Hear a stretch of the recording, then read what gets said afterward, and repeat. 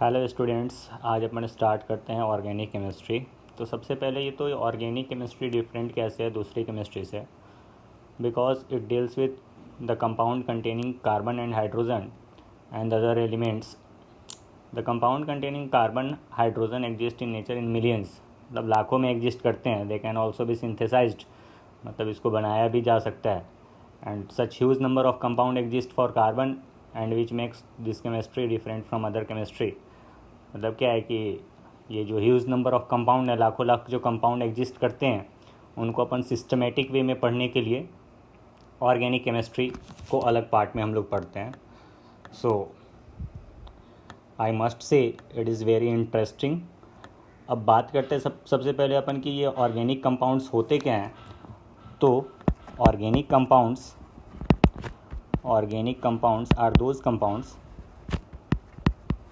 are those compounds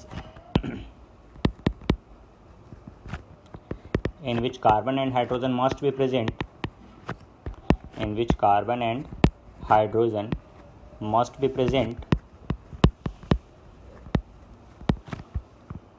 other elements may or may not be present,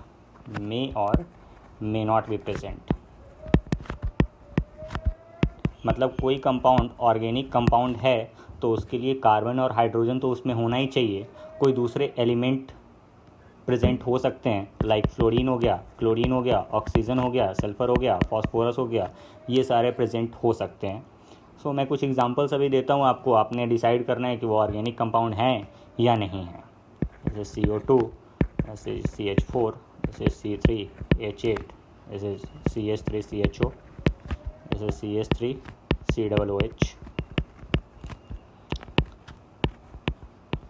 This is like this. This is CS2. This is NH3 ammonia. This is HCOOH. This is formic acid and so on. सो आपने अब decide करना है तो video को pause करेंगे। जब भी मैं क्वेश्चन दिया करूँगा तो आपका काम क्या है कि वीडियो को आप पॉज करें और उसके बाद पहले खुद से अटेम्प्ट करें, उसके बाद मैं तुरंत सॉल्यूशन बताया करूँगा। तो आप वीडियो को पॉज करके करें, मैं वेट नहीं करूँगा, नहीं तो लेक्चर बहुत लंबा खिंच जाएगा। तो मैं आपको आंसर बताना स्टार्ट करता हूँ। फर्स्ट, ये ऑर्गेनिक कंपाउंड नहीं है। CO2 ऑर्गेनिक कंपाउंड नहीं है बिकॉज इसमें हाइड्रोजन प्रेजेंट नहीं है। CH4 ऑर्गेनिक कंपाउंड है, carbon and hydrogen present. This is carbon hydrogen present and other elements also present like oxygen is present here. This is organic compound. यहाँ पे ये जो बने होते हैं ये बॉन्ड लाइन स्ट्रक्चर है। आप इसमें समझ के चले जो कॉर्नर पे लगे हुए एटम्स होते हैं वो कार्बन होते हैं। बाकी अपन देखेंगे कि हाइड्रोजन किस तरीके से होते हैं। ये हाइड्रोजन भी लगे हैं, सभी कार्बन पे एक एक हाइड्रोजन लगे हुए हैं। इसके स्ट्रक्चर को मैं अच्छे से समझाऊँगा। इसको अपन बेंजीन बोलते हैं। तो कार्बन एंड हाइड्रोजन प्रेजेंट है तो इसीलिए इसको organic compound. This is not organic compound, this is carbon disulphide. तो अगर ये मैं नेम वगैरह बताते चलता हूँ तो ये आपने याद रखना है, कॉमन नेम है तो याद रखना है। दिस इज़ अमोनिया, ये भी ऑर्गेनिक कंपाउंड नहीं है because carbon is not present here and this is organic compound again.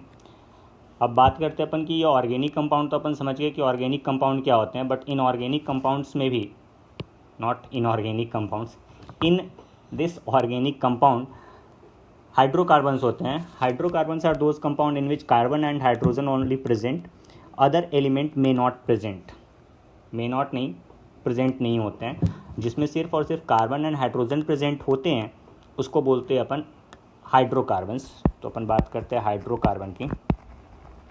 तो हाइड्रोकार्बन में आप नोट करें, if only carbon and hydrogen present, if only carbon and hydrogen present,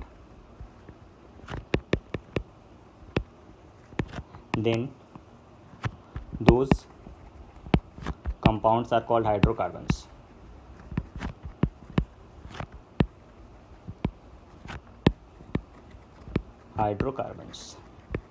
like अपन ऐसा लिख सकते हैं, CH4 लिख सकते हैं, C2H4 लिख सकते हैं, C3H8 लिख सकते हैं, C2H6 लिख सकते हैं। ये सारे के सारे आपके हाइड्रोकार्बन है because only carbon and hydrogen present, तो इसको अपन हाइड्रोकार्बन बोलेंगे।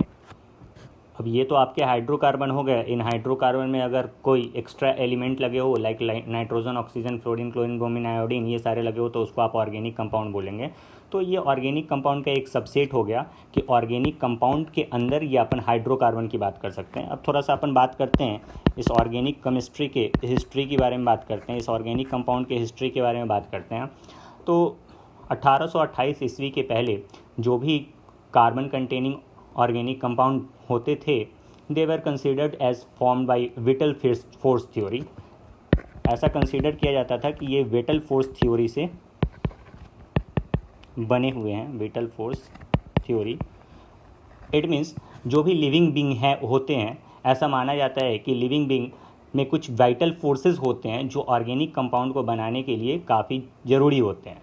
बट इन 1828 साइंटिस्ट जिसका नाम होलर था, होलर फर्स्ट साइंटिस्ट जिसने कि ऑर्गेनिक कंपाउंड को लैब में सिंथेसाइज किया। और लैब में किस तरीके से सिंथेसाइज किया, तो उसने ammonium cyanate, this is ammonium cyanate को उसने हीट किया। और जब उसने अमोनियम साइनेट को हीट किया तो उसे यूरिया मिला। यूरिया फर्टिलाइज़र में आप यूज़ करते हैं, खेतों में आप यूज़ करते हैं, ये है यूरिया का फॉर्मूला। अब आप यहाँ पे देख सकते हैं कार्बन एंड हाइड्रोजन प्रेजेंट, तो आप इसको ऑर्गेनिक कंपाउंड बोलेंगे। तो this was first organic compound synthesised in laboratory by Wohler. Now many of the compound like millions of the compound synthesised in the labs. अब ये मिलियन ऑफ कंपाउंड जो exist करते हैं, नेचर में exist करते हैं, या मिलियन ऑफ कंपाउंड को अपन जो बना सकते हैं, लैब में बना सकते हैं, ये मिलियन ऑफ कंपाउंड एग्जिस्ट क्यों करते हैं, तो उसके रीज़न पे हम लोग थोड़ा बात करते हैं। तो हमारा अभी क्वेश्चन क्या है, अभी हमारा क्वेश्चन ये है कि why million of compounds, why million of organic compounds, basically organic compounds exist, either they exist in nature, they exist in nature, or they can be synthesized. Synthesise मतलब क्या यार, अपन बना सकते हैं इसको लैब में। स्पेलिंग का थोड़ा मिस्टेक है, तो इसके रीज़न क्या है, तो वेरियस रीज़न है इसके, बट अपन कुछ इंपॉर्टेंट प्रॉपर्टी ऑफ कार्बन को जैसे ही एक्सप्लेन करेंगे तो हमें ये पता चल जाएगा। जैसे कार्बन के बारे में अपन सोचे तो कार्बन का एटॉमिक नंबर 6 होता है और इसका एटॉमिक मास 12 होता है। अगर इसका इलेक्ट्रॉनिक कॉन्फ़िगरेशन लिखे तो this is 1s2, 2s2 and 2p2। हमें पता है कि आउटर शेल का जो इलेक्ट्रॉन होता है वही सिर्फ और सिर्फ बॉन्डिंग में पार्टिसिपेट करता है। ये सेल जो देखते हैं हम लोग, ये 1-2 जो लिखा हुआ होता है ये सेल देखते हैं। ये जो s होता है, ये जो p होता है, इसको अपन सब सेल बोलते हैं। तो आउटर शेल कौन सा है, तो यहाँ पे आउटर सेल सेकेंड सेल है, मतलब सेकेंड सेल में जो इलेक्ट्रॉन है they can participate in the bonding. तो अपन देखते हैं कि इसका जो कॉन्फ़िगरेशन है उसको अगर हम ऑर्बिटल में रिप्रेजेंट करें तो कुछ इस तरीके से अपन रिप्रेजेंट कर सकते हैं। और किस तरीके से रिप्रेजेंट करते हैं उसको और अच्छे तरीके से देखना हो तो आप पीरियोडिक टेबल का लेक्चर देखें। बाय द वे, ये जो आपने अरेंजमेंट किया है इसको अपन बोलते हैं ग्राउंड स्टेट अरेंजमेंट। ये ग्राउंड स्टेट हो गया। ग्राउंड स्टेट में तो ठीक है, अभी अपन कितना बॉन्ड बना सकते हैं, एक बॉन्ड बना सकते हैं, 2 बॉन्ड बना सकते हैं, बिकॉज 2 अनपेयर्ड इलेक्ट्रॉन है। तो जितने अनपेयर्ड इलेक्ट्रॉन रहते हैं वही बॉन्डिंग में पार्टिसिपेट करते हैं। जो पेयर्ड अप इलेक्ट्रॉन होते हैं वो बॉन्डिंग में पार्टिसिपेट नहीं करते because they are very stable. अब अगर अपन इसको एक्साइटेड स्टेट में ले जाएं, एक्साइटेड स्टेट मतलब क्या कि ये हायर एनर्जी स्टेट में जाएं। ये जो 2s की एनर्जी होती है वो 2p से कम होती है। एनर्जी की अगर अपन बात करें तो वो 2s की जो एनर्जी होती है वो 2p से कम होती है। ये किसने बताया, तो इसका आइडिया दिया था अफवाऊ ने, वो n+l रूल के थ्रू उसने बताया था।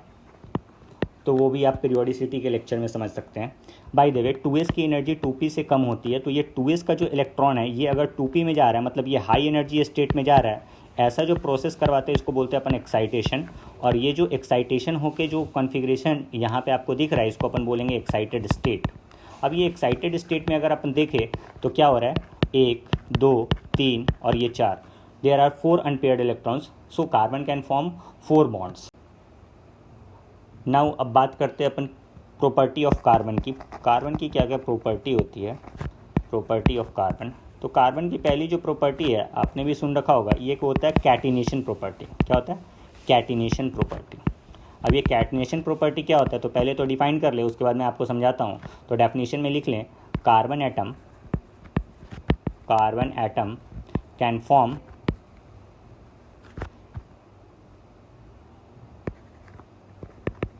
with each other, can form bond with each other, and these bonds are very strong. These bonds are very strong. So they can form long chain. This property of carbon to form long chain, this property of carbon to form long chain is called catenation. Is called catenation. अब बात क्या है कि carbon की एक property होती है कि कार्बन और कार्बन के बीच में जो बॉन्ड बनता है, ये बॉन्ड काफ़ी ज़्यादा स्ट्रांग होता है, इसीलिए कार्बन कार्बन का बहुत लॉन्ग चेन तक चलता है. तो अगर आपने ये 4 कार्बन का लॉन्ग चेन बनाया तो इस कंपाउंड, ये कंपाउंड कोई दूसरा होगा. अगर आपने 5 कार्बन का कोई चेन बनाया तो ये कंपाउंड कोई दूसरा होगा. अगर आपने 3 कार्बन का कोई चेन बनाया तो ये कंपाउंड कोई दूसरा होगा. ये स्ट्रेट चेन आप बना सकते हैं, ये जिग जैग टाइप का आप चेन बना सकते हैं. आपकी जैसी इच्छा हो ऐसा चेन बना सकते हैं. आगे अपन देखेंगे जब नोमेनक्लेचर करेंगे तो ये कंपाउंड का नाम डिफरेंट है, ये कंपाउंड ही डिफरेंट है. तो ये आपकी कैटिनेशन प्रॉपर्टी. तो इस कैटिनेशन प्रॉपर्टी के कारण जो कार्बन कार्बन के साथ बहुत लॉन्ग चेन बनाते हैं, मतलब थाउजेंड्स ऑफ में भी चेन बनाते हैं, 1000 का चेन बन जाता है, तो 1000 कंपाउंड तो ऐसे ही एग्जिस्ट कर गए. दूसरा कि अब वो 1000 कंपाउंड तो एग्जिस्ट कर ही रहे थे, साथ में कार्बन की एक दूसरी प्रॉपर्टी क्या है, ये है कि ये जो चेन बनाते हैं इसमें ब्रांचिंग भी हो सकती है. तो सेकेंड आप पॉइंट लिखेंगे क्या कि these chains may be branched, multiple branch, and they can form rings also,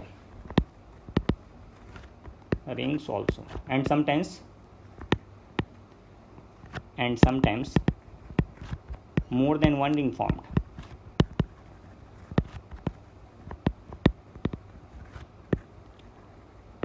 अब देखो, पहले तो अपन नॉर्मल स्ट्रेट चेन ड्रॉ कर रहे थे, अब इसमें आप ऐसे ब्रांचिंग भी कर सकते हो. आप ऐसा भी कर सकते हो कि मल्टीपल ब्रांचिंग कर दो, एक ब्रांचिंग यहाँ कर दिया, एक ब्रांचिंग यहाँ कर दिया, एक ब्रांचिंग यहाँ कर दिया. इस तरीके से ब्रांचिंग कर सकते हो. आप क्या कर सकते हो, इन्हीं कार्बन से आप साइकिल फॉर्म कर सकते हो और ये साइक्लिक कंपाउंड एग्जिस्ट कर जाएगा. हो सकता है कि आप ऐसा कर दो, साइकिल मल्टीपल साइकिल बना दो.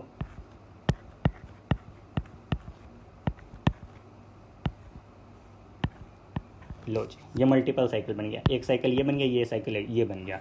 तो आप देखो कि 6 कार्बन से एक तो 6 का स्ट्रेट चेन ड्रॉ कर सकते हो. 6 कार्बन में आप मल्टीपल चेन भी बना सकते हो. आपने ये साइक्लिक चेन बना दिया, उसके बाद आप 6 कार्बन में क्या कर सकते हो, ब्रांचिंग कर सकते हो. तो इस तरीके से 6 कार्बन में ही बहुत सारे कंपाउंड एग्जिस्ट कर गए. नेक्स्ट अपन डिफरेंट प्रॉपर्टी की बात करते हैं जिसके कारण मिलियन ऑफ कंपाउंड एग्जिस्ट करते हैं. वो प्रॉपर्टी क्या है कि कार्बन जो है वो डिफरेंट टाइप्स की हाइब्रिडाइजेशन एग्जिस्ट करता है.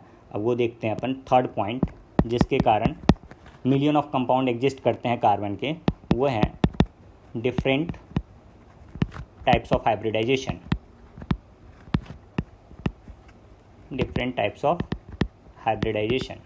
फर्स्ट अपन बात करते हैं sp3 हाइब्रिडाइजेशन की. sp3 hybridisation. अब ये sp3 हाइब्रिडाइजेशन बनता कैसे है उस पर बात करते हैं.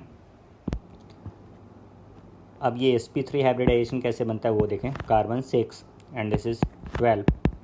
इसका एक्साइटेड स्टेट मैं डायरेक्ट बना रहा हूँ. This is 1s2, 2s2 and 2p2. इसका एक्साइटेड स्टेट मैंने आपको पहले बताया. एक्साइटेड स्टेट कुछ ऐसा बनाते हैं. जो 2s में 2 इलेक्ट्रॉन थे उसको 2p में पहुंचा दिया. अब ये जो p जो होता है वो px, py और pz होता है, ये s.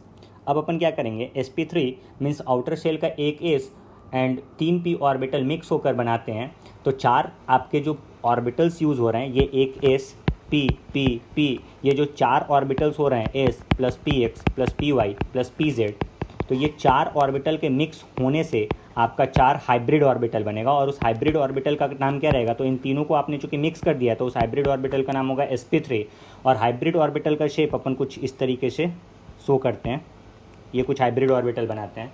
अब ये जो 4 हाइब्रिड ऑर्बिटल इस तरीके से बनते हैं वो स्पेस में कुछ इस तरीके से अरेंज होते हैं कि ये चारों के चारों हाइब्रिड ऑर्बिटल, एक को आप समझ ले कि आपकी कॉपी से, मतलब ये जहाँ पे भी मैं बना रहा हूँ इसके ऊपर से निकलता हुआ आपको दिखेगा, तो ये कुछ ऊपर से निकलता हुआ दिखाई देगा। So there are 4 hybrid orbitals formed. अगर ये 4 हाइब्रिड ऑर्बिटल बन गए हैं तो इन चारों हाइब्रिड ऑर्बिटल के बीच का जो बॉन्ड एंगल होता है वो होता है 109 डिग्री 28 मिनट। मतलब क्या बॉन्ड एंगल, मतलब क्या, इन हाइब्रिड ऑर्बिटल्स के बीच में जो एंगल होता है उसको अपन बोलते हैं bond angles. By the way, ये जो हाइब्रिड ऑर्बिटल होते हैं इन हाइब्रिड ऑर्बिटल से अपन बनाते हैं सिग्मा बॉन्ड। जो पाई बॉन्ड होते हैं वो अनहाइब्रिड ऑर्बिटल से बनते हैं। तो हाइब्रिड ऑर्बिटल से जस्ट लाइक मान लो कि मुझे बनाना है कुछ CH4 बनाना है, तो CH4 बनाना है तो क्या करना है, C, ये हाइड्रोजन, ये हाइड्रोजन, ये हाइड्रोजन, ये हाइड्रोजन। तो आप ऐसा भी देख सकते हैं कि यहाँ पे एक सिग्मा बॉन्ड है, 2 sigma bond, 3 sigma bond, 4 sigma bond, 4 sigma bond बने हैं। मतलब क्या चाहिए हमें, 4 हाइब्रिड ऑर्बिटल होने चाहिए। अगर 4 हाइब्रिड ऑर्बिटल होने चाहिए तो वो हाइब्रिड ऑर्बिटल कैसे बने होंगे, वो 4 आपके ऑर्बिटल से बने हुए होंगे। और वो 4 ऑर्बिटल कौन से होंगे, S, P, X, P, Y and P, Z। तो अपन यहाँ पे ऐसा बोल सकते हैं कि इसकी हाइब्रिडाइजेशन sp3 है। अब sp3 हाइब्रिडाइजेशन एग्जिस्ट करती है तो इसका और भी एग्जांपल की अगर अपन बात करें तो मान लेते हैं ये CH3 है। ये CH3 को अपन ऐसा भी लिख सकते हैं C2H6। ये जो C2H6 लिखते हो आप, उसको अपन बोलते हैं मॉलिक्यूलर फार्मूला। ये मॉलिक्यूलर फार्मूला है और इसको अपन बोलते हैं स्ट्रक्चरल फार्मूला। ये आपका स्ट्रक्चरल फार्मूला है।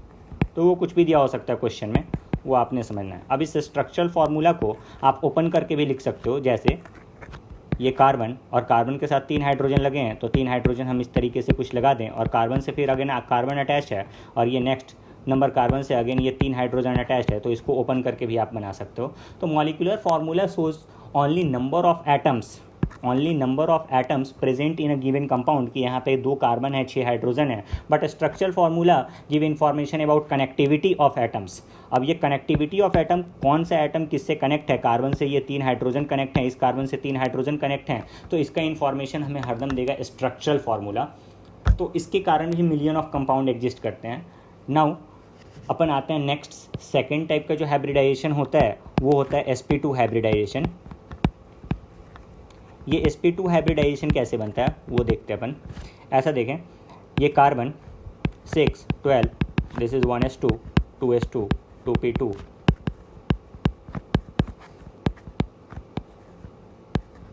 ये मैंने आपका ग्राउंड स्टेट बना दिया है। अगर एक्साइटेड स्टेट बनाएंगे तो कुछ ऐसा होगा।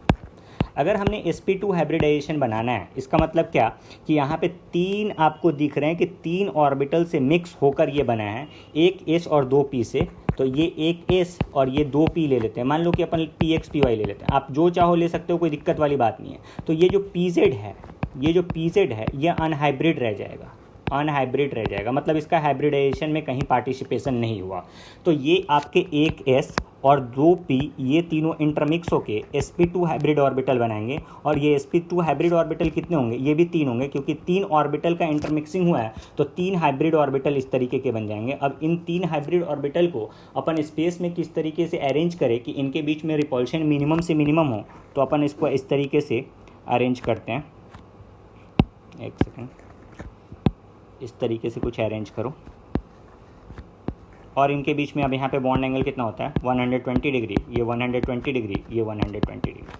मान लो कि अब हमने क्या करना है, ये CH2 बनाना है। अच्छा एक बात और बता दो, ये जो 120 डिग्री पे ये 3 हाइब्रिड ऑर्बिटल बने, ये तीनों के तीनों सेम प्लेन में मतलब क्या, ये आपके कॉपी के प्लेन पे, आपने कॉपी पे बना दिया, ये कॉपी पे बने हुए हैं। कोई भी जो हाइब्रिड ऑर्बिटल है वो कॉपी से बाहर के प्लेन में या कॉपी के अंदर के प्लेन में नहीं है, ये कॉपी के प्लेन में है एग्जैक्टली आपका। तो ये आपका प्लेनर स्ट्रक्चर बोलते हैं, इसको क्या बोलते हैं, प्लेनर स्ट्रक्चर। और चूँकि मैंने यहाँ पे यूज़ किया px और py यूज़ किया था, इसीलिए इस प्लेन को अपन बोलेंगे क्या कि ये px py प्लेन है। मतलब ये pz जो होगा, x y और z एक्सिस आप जानते हैं कि तीनों एक दूसरे के परपेंडिकुलर होता है, मतलब ये जो pz होगा ये px py के परपेंडिकुलर होगा।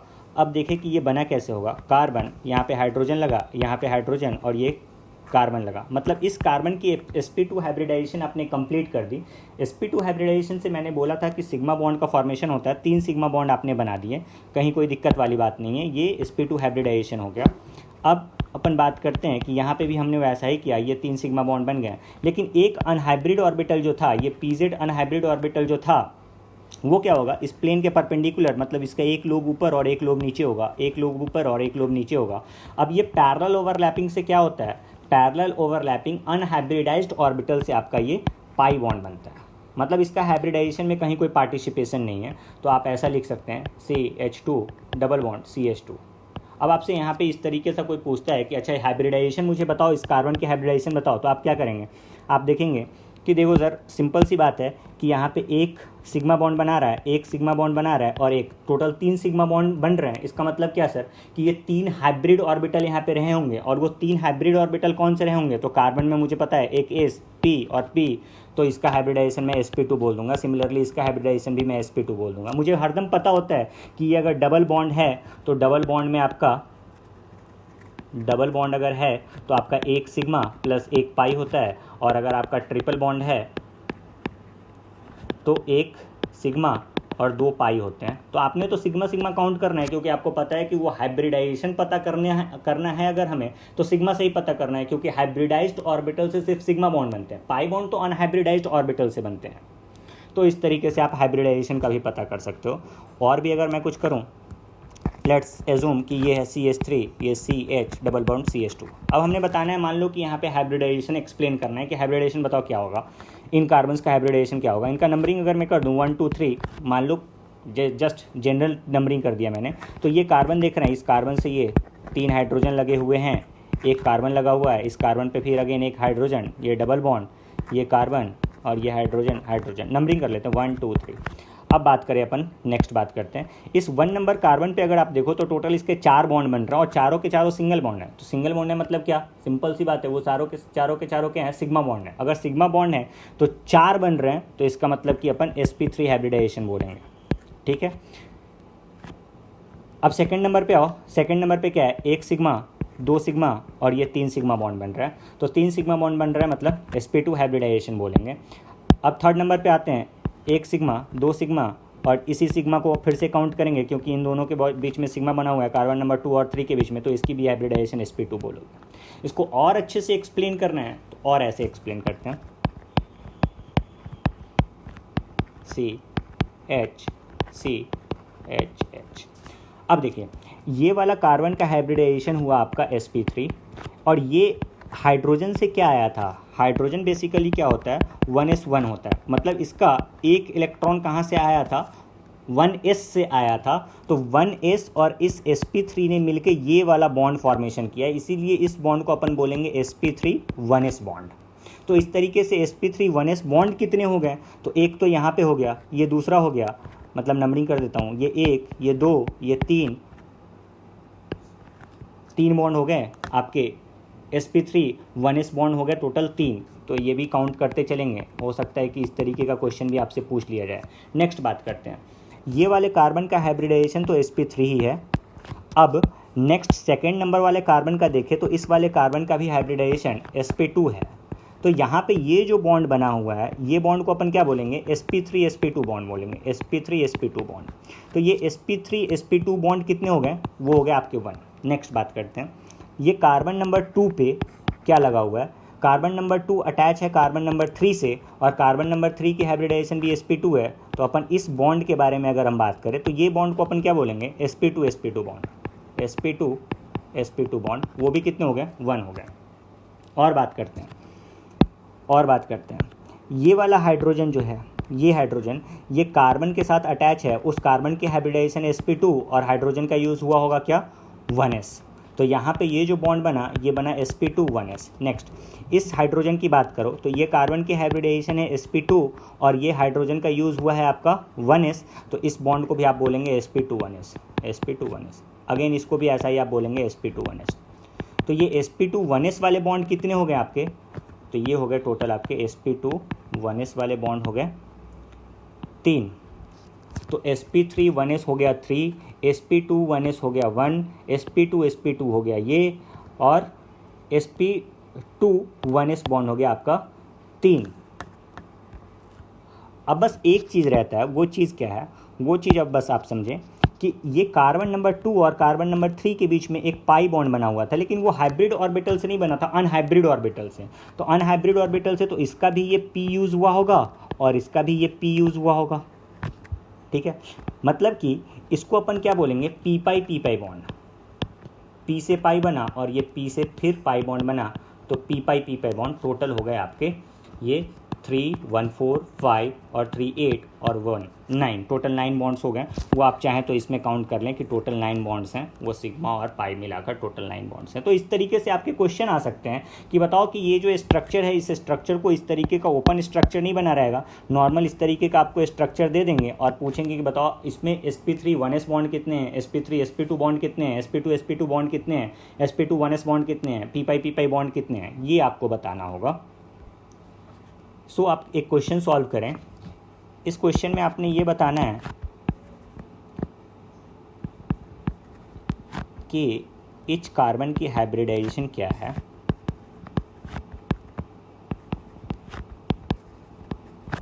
आप वीडियो पॉज करके इसको सॉल्व करें, मैं आपको बताता हूँ।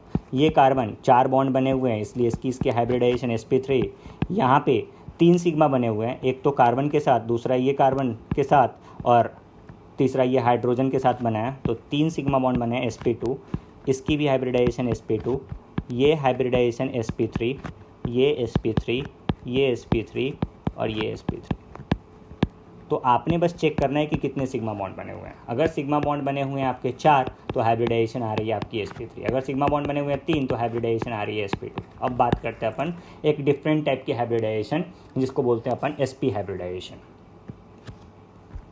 sp हाइब्रिडाइजेशन, sp हाइब्रिडाइजेशन मतलब यहाँ पे s और p दो ही आपको ऑर्बिटल दिख रहे हैं इस हाइब्रिडाइजेशन में। मतलब क्या कि 2 ऑर्बिटल से मिलके बने होंगे। तो इसको भी अपन देख लें, कार्बन 6 और ये 12, this is 1s2 2s2 and 2p2।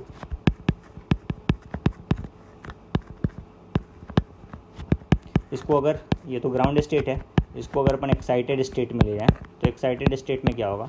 अब अपने करना क्या है, अगर हमने बनाना है sp हाइब्रिडाइजेशन मतलब एक s यूज़ करेंगे, एक p यूज़ करेंगे और ये दोनों के दोनों अनहाइब्रिड ऑर्बिटल रहेंगे, अनहाइब्रिड ऑर्बिटल रहेंगे। अब एक s और एक p से अगर आपने हाइब्रिडाइजेशन करवाया है, इन दोनों की मिक्सिंग करवाई है, तो 2 हाइब्रिड ऑर्बिटल बनेंगे और दोनों हाइब्रिड ऑर्बिटल कैसे रहेंगे, वो कुछ इस तरीके से रहेंगे। मतलब ये टोटल 180 डिग्री पे रहेंगे। इस शेप को अपन बोलते हैं लीनियर शेप, लीनियर शेप। ये अलोंग अ लाइन है, एक लाइन के अलोंग आपको दिखाई दे रहा है, अलोंग अ लाइन। अब देखें, इस वाले हाइब्रिडाइजेशन को अपन अगर एक्सप्लेन करने की कोशिश करें तो ऐसा करेंगे कि ये तो ठीक है कि एक लाइन के अलोंग हो गया, ये दोनों हाइब्रिड ऑर्बिटल रखे गए, बाकी वो जो ये जो 2 अनहाइब्रिड ऑर्बिटल बचे हुए हैं, ये जो आपके 2 अनहाइब्रिड ऑर्बिटल बचे हुए हैं, ये क्या होंगे, तो ये परपेंडिकुलर टू द प्लेन होंगे। एक तो वाई एक्सिस पे परपेंडिकुलर होगा और एक जेड एक्सिस पे जा रहा होगा। बाय द वे, इसका एक एग्जांपल अपन लेते हैं, CH ट्रिपल बॉन्ड CH। अब देखें, C ये H और ये C और ये H। अब यहाँ पे अगर आप ध्यान से देखें तो ये एक सिग्मा बॉन्ड बना हुआ और एक ये सिग्मा बॉन्ड बना हुआ है। मतलब अगर 2 सिग्मा बॉन्ड बने हुए हैं तो इसकी हाइब्रिडाइजेशन आप बोल दोगे sp। बाकी तो आपको पता है कि ये दोनों के दोनों पाई बॉन्ड बने हुए हैं। अगेन इस कार्बन पे देखो तो एक ये सिग्मा बॉन्ड बना हुआ है और एक ये सिग्मा बॉन्ड बना हुआ है, तो ये आप काउंट करेंगे अगेन sp हाइब्रिडाइजेशन। अब अगर इसको मुझे पाई बॉन्ड को देखना हो तो पाई बॉन्ड को आप किस तरीके से देख सकते हैं, आप ऐसा रिप्रेजेंट कर सकते हैं, कार्बन कार्बन, ये हाइड्रोजन और ये हाइड्रोजन, और ये जो p ऑर्बिटल ये पी वाई ऐसे लिख लेते हैं और इसको लिख लेते हैं पी जेड। इसको मैं बोल देता हूँ पी वाई और इसको मैं बोल देता हूँ पी जेड।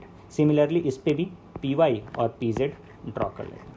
इसको मैं बोल देता हूँ पी वाई और इसको बोल देता हूँ पी जेड। तो पी वाई की इंटरमिक्सिंग पी वाई से होगी, क्योंकि पी वाई और पी वाई एक दूसरे के पैरेलल होंगे, तो पैरेलल ओवरलैपिंग से बनता है आपका पाई बॉन्ड, और पी जेड की ओवरलैपिंग पी जेड से होगी और यहाँ पे बॉन्ड फॉर्मेशन हो जाएगा। आपसे अगर यहाँ पे पूछा गया कि अच्छा ये बताओ कि sp1s बॉन्ड कितने हैं, तो sp1s बॉन्ड एक तो ये हो गया और एक ये हो गया आपका, तो sp1s बॉन्ड हो गए 2। आपसे अगर पूछा जाए कि ये बताओ कि sp बॉन्ड कितने हैं, तो sp बॉन्ड में तो आपने सिर्फ हाइब्रिड ऑर्बिटल को काउंट करना है, तो वो हो गए आपके 1, क्योंकि हाइब्रिड ऑर्बिटल तो यही है। बाकी तो ये दोनों जो बचे हुए हैं ये दोनों तो पाई बॉन्ड है। तो आपसे अगर पूछा जाए कि पी पाई बॉन्ड कितने हैं, मतलब वो कितने हैं, 2, वो पाई बॉन्ड 2 हैं, टोटल आपके 5 बॉन्ड हो गए यहाँ पे।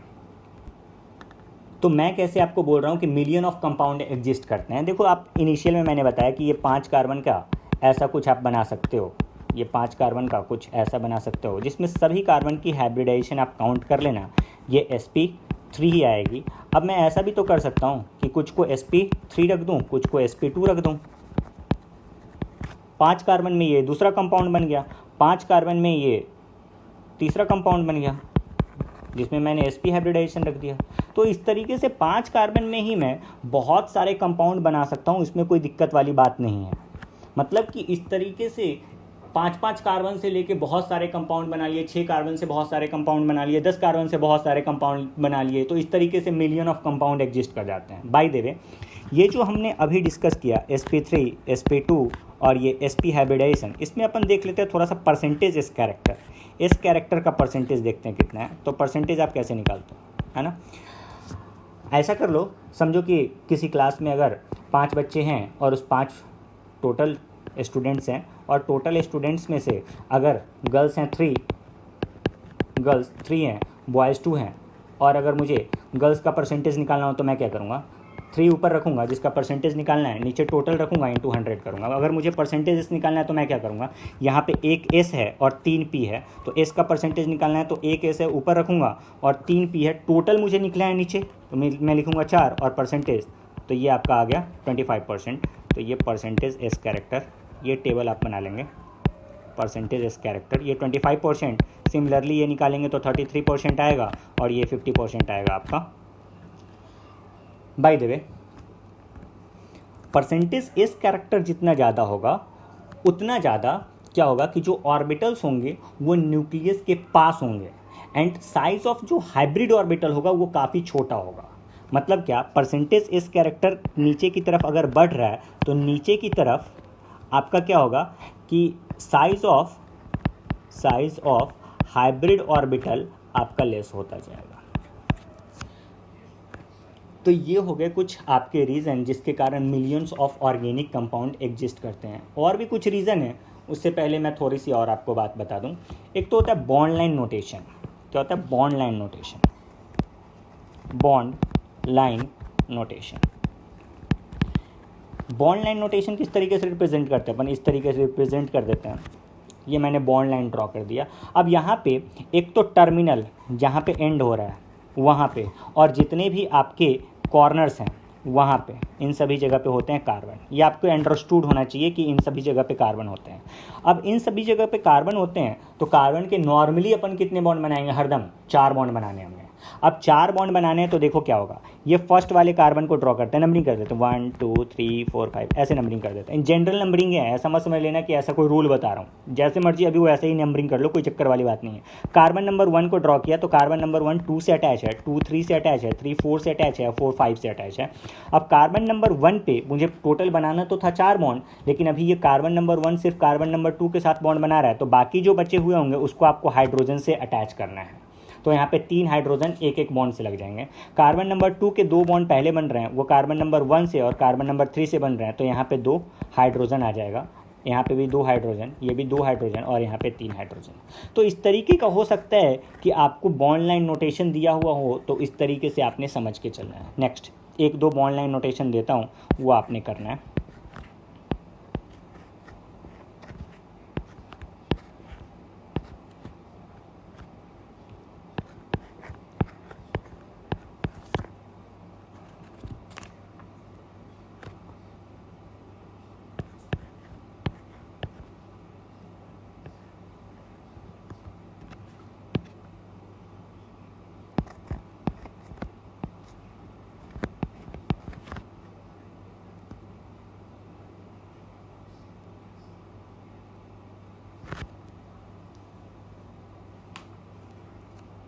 अब ये कुछ बॉन्ड लाइन नोटेशन आप करें, तो वीडियो पॉज करके आप करें, मैं आपको बताता हूँ। This is CH3 CH CH and this is CH2। Next this is CH3 और ये CH2, ये C, ये डबल बॉन्ड CH और ये CH3, ये आपका हो गया CH2, ये आपका हो गया CH डबल बॉन्ड CH2। ये आपका क्या हो गया, ये तो कार्बन है, कार्बन कार्बन,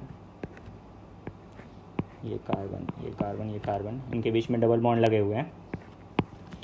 अब देखो इस वाले कार्बन पे देखो 3 बॉन्ड पहले से बने हुए हैं, एक हाइड्रोजन आएगा। सिमिलरली सभी पे 3 बॉन्ड पहले से बने हुए हैं, तो हाइड्रोजन जो है एक एक आएगा।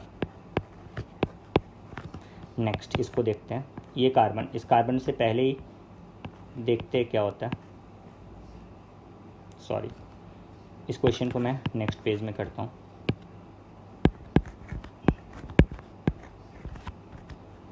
देखें ये carbon carbon carbon carbon carbon carbon, यहाँ पे अगेन कॉर्नर है तो कार्बन। अब कार्बन पे देखें, ऐसे इस पे देखें 3 बॉन्ड बने हुए हैं, एक हाइड्रोजन लगाओगे। इस पे देखो 2 बॉन्ड बना हुआ है, 2 हाइड्रोजन लगाओगे। इस पे देखो 2 बॉन्ड लगा हुआ है, तो 4 बॉन्ड बनाने के लिए 2 हाइड्रोजन। सिमिलरली इस पे 1 हाइड्रोजन, इस पे 2 हाइड्रोजन, इस पे 2 हाइड्रोजन और इस पे भी 2 हाइड्रोजन।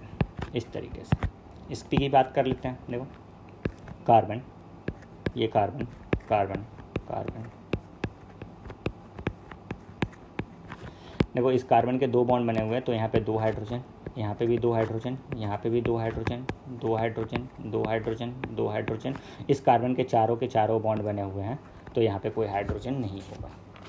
नेक्स्ट अपन बात करते हैं, जो अपन बात कर रहे थे नॉर्मली कि मिलियन ऑफ ऑर्गेनिक कंपाउंड क्यों एग्जिस्ट करते हैं। तो मैंने तो पहला ये आपको बता दिया था कि कैटिनेशन प्रॉपर्टी होते हैं। मैंने हाइब्रिडाइजेशन बताया कि हाइब्रिडाइजेशन के कारण वो 5 की रिंग में डिफरेंट हाइब्रिडाइजेशन करके डिफरेंट मॉलिक्यूल बन सकते हैं। ये एक नेक्स्ट प्रॉपर्टी, और ये एक लास्ट सा प्रॉपर्टी क्या है, ऐसा है कि organic compound million of exist करते हैं बिकॉज ये कार्बन के साथ मैंने बोला था कि अदर एलिमेंट्स मे और मे नॉट बी प्रेजेंट। तो वो अदर एलिमेंट्स को अपन क्या बोलते हैं, फंक्शनल ग्रुप। क्या होते हैं, फंक्शनल ग्रुप। तो इसको डिफाइन कर लेंगे आप, काम आएगा। एटम्स और group of atoms, group of atoms which decide the chemical property of molecule, chemical property of molecule।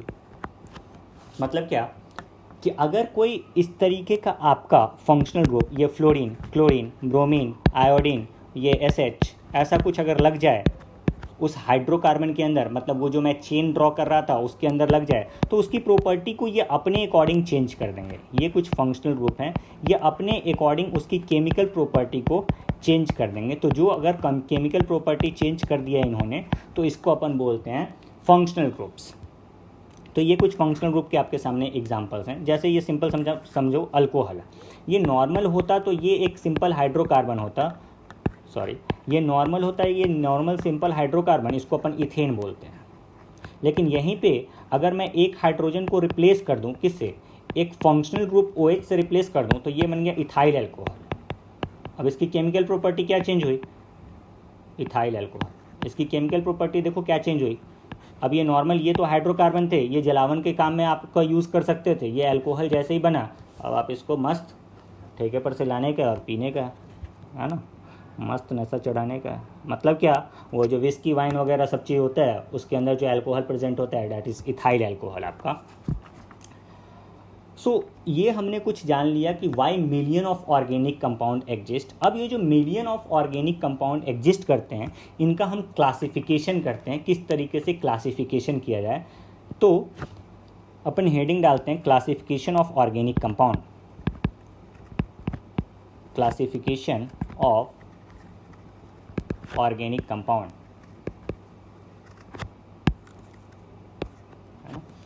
Classify कैसे करते हैं, क्लासीफाई पहले तो 2 पार्ट में करते हैं। एक में तो अपन रखते हैं ओपन चेन, और एक में अपन रखते हैं साइक्लिक चेन, या इसी को बोलते हैं क्लोज्ड चेन। और ये ओपन चेन को असाइक्लिक बोल लेते हैं।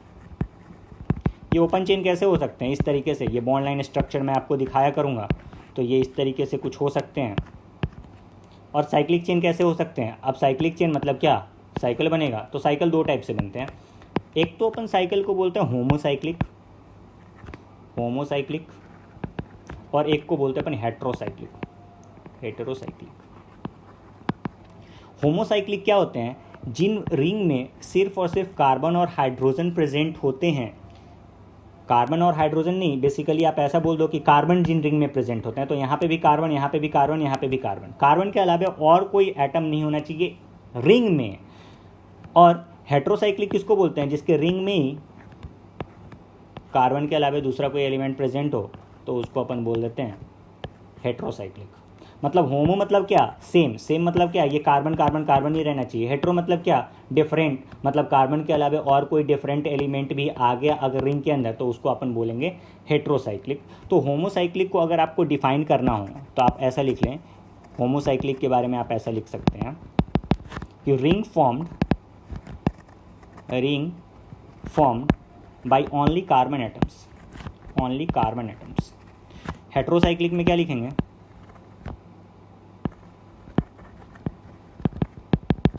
हेट्रोसाइक्लिक में क्या लिखेंगे? Ring in which atoms other than carbon also present. ठीक है। तो अब मैं आपको कुछ क्वेश्चंस देता हूँ। इन क्वेश्चंस में आपने बस ये बताना है कि कौन सा कंपाउंड होमोसाइक्लिक है एंड कौन सा कंपाउंड हेट्रोसाइक्लिक है, ये आपने बताना है बस। तो क्वेश्चन नंबर 1,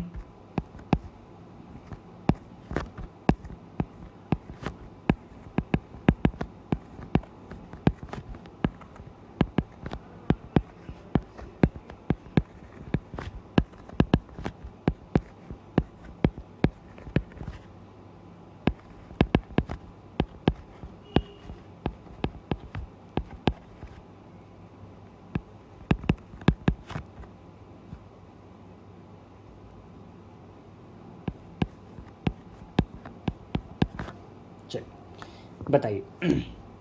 क्वेश्चन नंबर 1, ये आपका हो जाएगा हेट्रोसाइक्लिक हो जाएगा, बिकॉज कार्बन के अलावा ऑक्सीजन भी प्रेजेंट है। ये भी आपका हेट्रोसाइक्लिक हो जाएगा। ये आपका होमोसाइक्लिक हो जाएगा, ओनली कार्बन प्रेजेंट है रिंग में।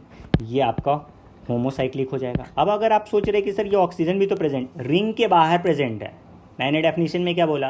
Ring formed by only carbon atoms. आपने रिंग को देखना है कि रिंग किस चीज़ से फॉर्म हुआ है। बाहर क्या है इससे आपको कोई मतलब नहीं है, बाहर कुछ भी हो सकता है। रिंग किस चीज़ से फॉर्म हुआ? वो सिर्फ कार्बन एटम से फॉर्म हुआ, मतलब ये होमोसाइक्लिक। अब यहाँ पे रिंग में ही आपका नाइट्रोजन प्रेजेंट है, तो इसको आप बोलेंगे अगेन हेट्रोसाइक्लिक। ठीक है। यहाँ पे भी कार्बन कार्बन लगे हुए हैं, तो ये आपका हो गया homocyclic. Next question number 7। Question number 7 में आपको बताना है total number of compounds, total number of, ऐसा बताओ होमोसाइक्लिक कंपाउंड कितने हैं? Total number of homocyclic compound, है ना। आपके पास ऑप्शन है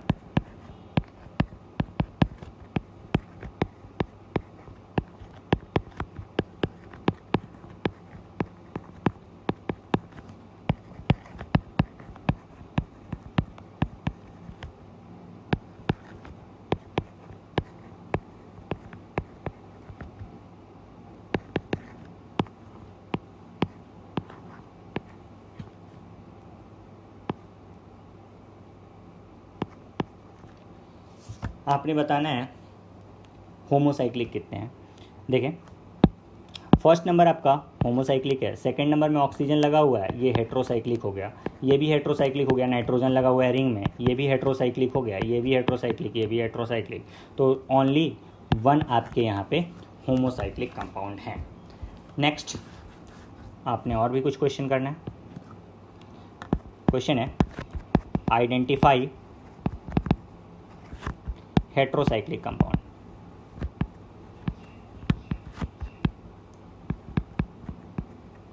आपने बस बताना है कि कौन से हेट्रोसाइक्लिक कंपाउंड है। Question number 1,